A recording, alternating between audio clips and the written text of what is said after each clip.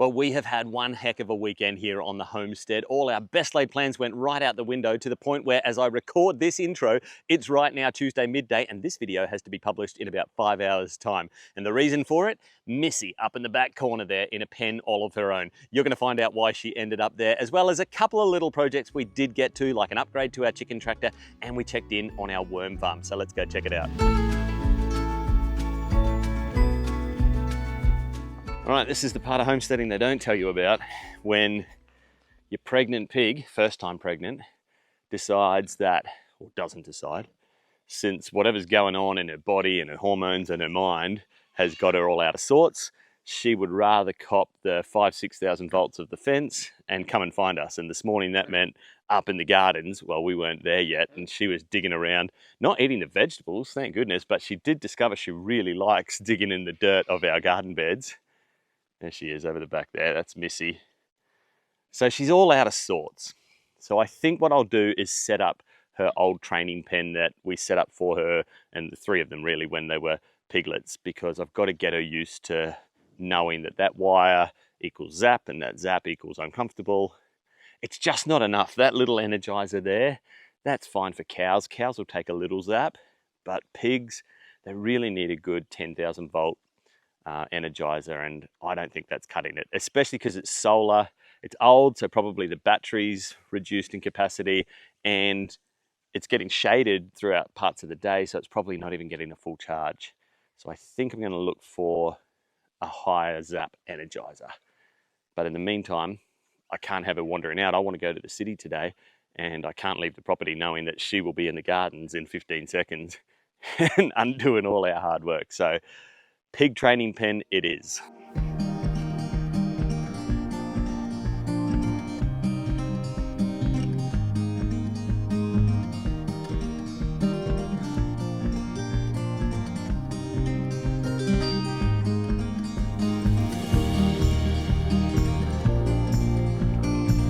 She just keeps walking straight through. Like, maybe take her down to the shade there and keep her entertained.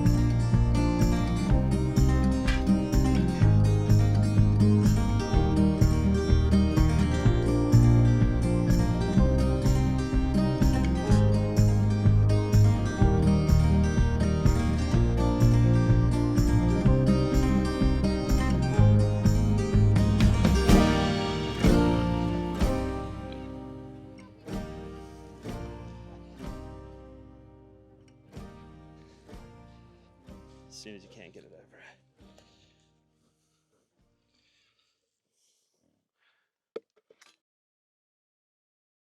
So overall, pretty happy with how this has worked out.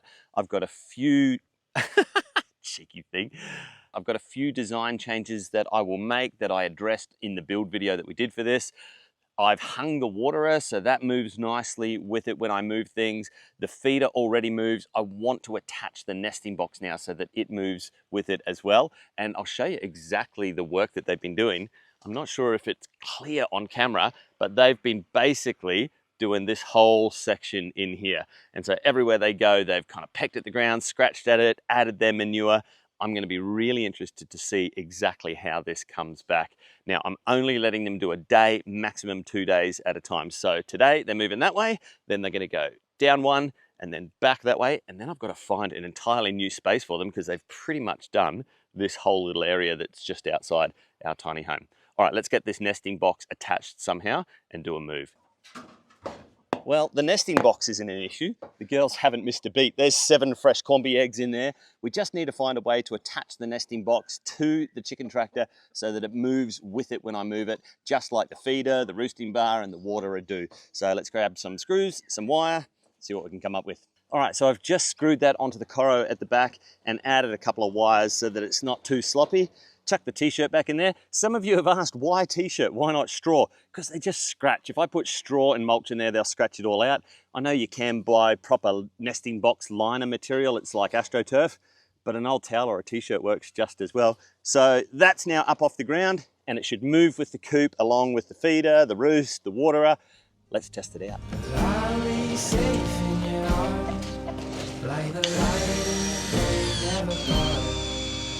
I'm looking down the line with you. inside, I'll be fine.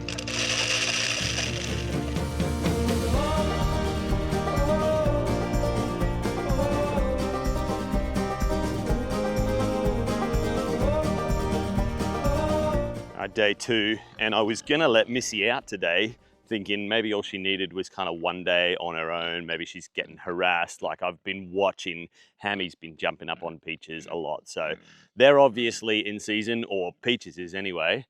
I'm pretty sure Missy's pregnant and he's hassling them. I think that's part of her thing. She's extra hungry, hormonally, she wants to eat a lot, that's fine. So I thought, I felt bad for her because she camped out in here on her own. I don't want her to get stressed out. And then next thing I look over and she's managed to nose up some of this mesh. And even though I've got the star pickets spaced, I don't know, what's that, no more than 2 meters, you get flexibility in it. This is just construction mesh. This isn't even hinge joint. So I need to get this pinned down a bit better. Look, she's happy as. She's got her own mud bath. She's got her own shady tree spot, little dust bath that they made last time they were in here. She's got a nice kind of soft spot to hang out. So food, water, shelter. Anyway, I'll show you how I'm going to pin this down. And because this is going to be kind of permanent, it's going to be a permanent way of pinning it down. So fortunately, I had bought a whole packet of these 200mm bugle batten screws because I'm using them to pin our chicken coop down to the ground because it's so lightweight. Now, these aren't cheap. I feel like for a 25 pack, it might have been $50. So they're $2 a piece. But any kind of peg that I'm going to use here, a peg is just going to lift right out of the ground unless it's really like a decent length, like that's what the star pickets are doing.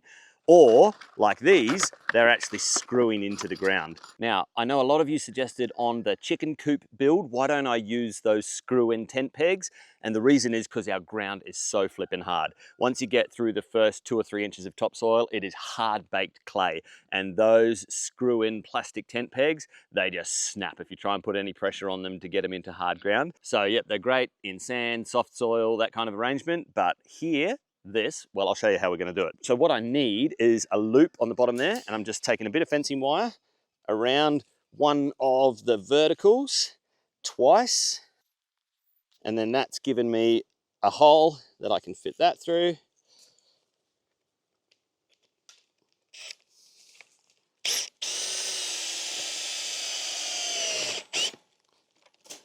And now there's no way. Oh, I see what happened there. It didn't go around nicely. All right, I better go and test all of those. All right, around the vertical. Well, at least the screw didn't come out of the ground, proving my point. Let's work on execution. All right, that's what the pliers are supposed to be for. Okay, now I've got a good little double loop there. We'll go through both of them.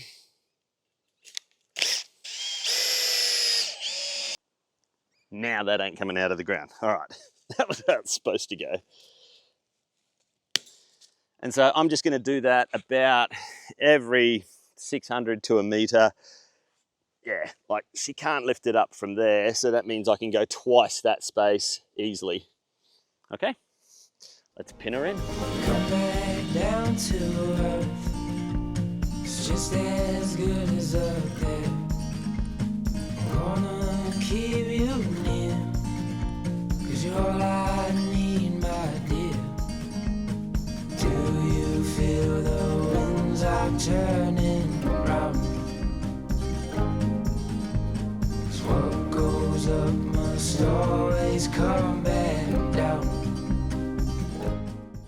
When I set this worm farm up, we did it with the idea that we could migrate them from one bin to another. So these are just 60-litre black plastic bins. You just get them from the hardware store, whole bunch of holes drilled in the bottom. And that's how we're going to get the worms to move from one bin to another. I'll show you how this works. So if we dig around in there, we're going to find adult worms. We definitely wanted to see that. That means there's some good healthy worm activity in there. But if we dig right down, I'll bring these up nice and close and I'll show you, but there's a bunch of baby worms. They look like tiny little maggots, but they are wriggling around in the sub-level of this, which is where we had all our coconut core.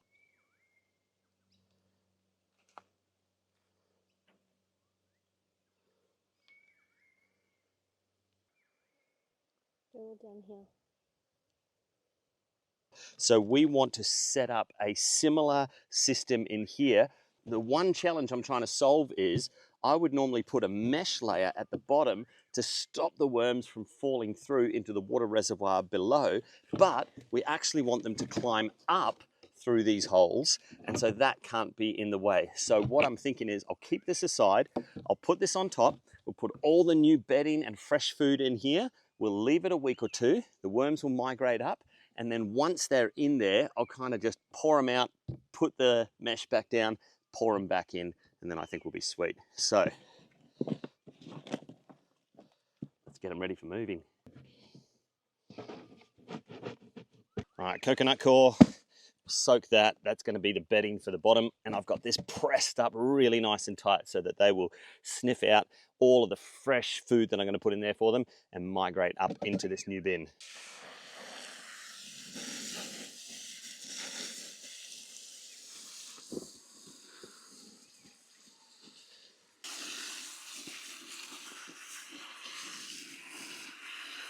So that's had some time to soak up a reasonable amount of water to the point where I can break it up. So the way I want to layer this is I've cut some fresh cabbage leaves. They're going to go in first because I really want the smell of fresh food to attract those worms up in here. Basically, they're going to want to move up in here because there's nothing for them down below. Okay, cabbage leaves, maybe not that many. Maybe just enough to provide a layer. Layer of cabbage leaves, and then you want a good amount of this stuff. This is where they're gonna lay all their eggs. They're gonna live in this the entire time they're here. And so I'm gonna, I don't know, come up about 100 mils. Okay, so that's my bedding layer. And on that, I'm gonna do another layer of cabbage leaves. And then just over the next few weeks, we're just going to continue adding to this green waste from the gardens, any veggie scraps we've got. And like I said in the video when we made this, just monitor it for how fast they're eating it. They will increase their population as they need to, or decrease it as they need to. So if there's too much food in here, it's going to rot. But if you slowly up the amount of food that you're putting in here, their population will increase in size and they'll be able to consume and process a whole lot more material in a shorter time. But just work your way up to it. All right, set that aside. That's Worm Farm up and going for the spring. We have these tiny little flies around at the moment. I'm sorry if it grosses you out if they land on me and I don't do anything about it. Part of learning to live in the country is you kind of learn to live with the flies. I mean, you deal with the stuff that attracts them, but sometimes it's outside of your control. Sometimes it's literally just that it rained and a whole bunch of flies kind of got hatched, I guess. All right, it's day number 5 or 6. I don't know. It's been a week of dealing with Missy, our miscreant, and she has been escaping the electric fence area. So then we kind of made a mesh area. This morning, I woke up at 6:30 to Hamilton underneath our window outside our bedroom. He never escapes. He never gets out. But I actually think he was coming to alert us that something was up because we hear this grunting just outside our bedroom window. I see Hammy just outside. So I come out, put him away, realize Missy's missing. And I look way up the driveway up there and she comes trotting down, running back towards the pen. She wants food. Now, I'm not underfeeding them. We've done some measuring, some weighing. We know what their feed requirements are. So we've got to get her back to the point where she's happy to stay inside that area. So what I'm going to do today is what we did when we did piglet training.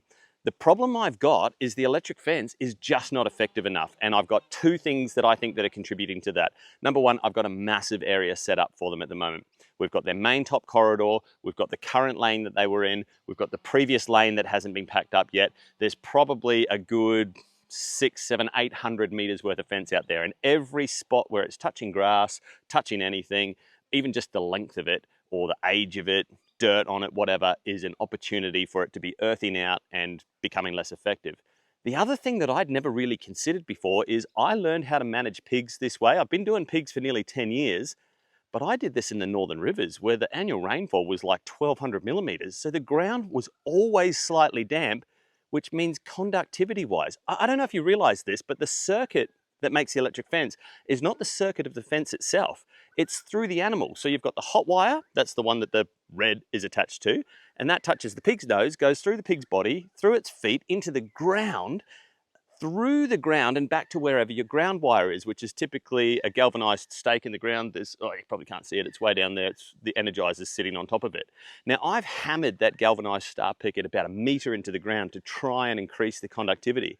But the fact that the ground out here is really dry at the moment is decreasing the efficiency of our electric fence. So I've got some ideas for improving that. All right, I really don't want to leave her in there much longer. So we're going to do what we did when we were training piglets. I'm going to run an electric fence inside so that even though she's only getting 3.5, 4 kilovolts of a zap, which is not much for pigs, I'd prefer 7 or 8, at least her trying to nose up under that mesh that's keeping her in, which she has escaped now a couple of times, she's going to be getting the zap on kind of the top of her head or her nose as she's doing it. So hopefully that retrains her thinking that it's just not a good idea to go near that white wire.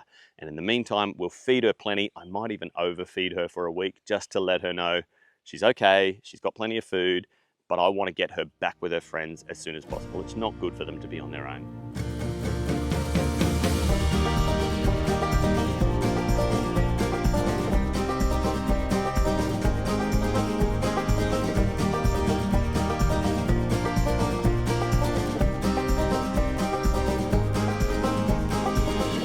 Well, that's going to do it for this video. Missy's actually pretty happy in here, and we have been monitoring her really closely for signs of stress or anxiety. Things like, does she refuse to get up for food? Is she pacing? Is she making whiny kind of sounds like unnecessarily? Is she really inactive? And there's been none of that. Now, I think it helps that Hammy and Peaches sleep up really close to where she is, and so that's definitely helping her feel less isolated. And if we need to extend the period of training time for her, we might actually purchase another roll of this project mesh and enclose all 3 pigs. I don't want to do that if we don't have to, because it's a lot of extra work and it's harder to move them through the zones as we've been doing. But ultimately, we need to upgrade that fence. So that means a larger energizer. That's only about 0.5 joules that it's putting out. We need 3, 4, 5 times that amount. And if it continues to remain dry like this, like if it doesn't rain for the next few weeks, we might have to run a separate earth line. So that's a steel wire that will run around the exterior of the whole pig setup, and we'll do additional stakes to basically shorten that circuit and just make it a whole lot more efficient. Hopefully we don't have to do that. But hey, look, like I said, I've been farming pigs for 10 years. You think you know what you're doing, you've done it before, it should work, and then all of a sudden you run into a scenario like this, and so that just goes to show you're always learning.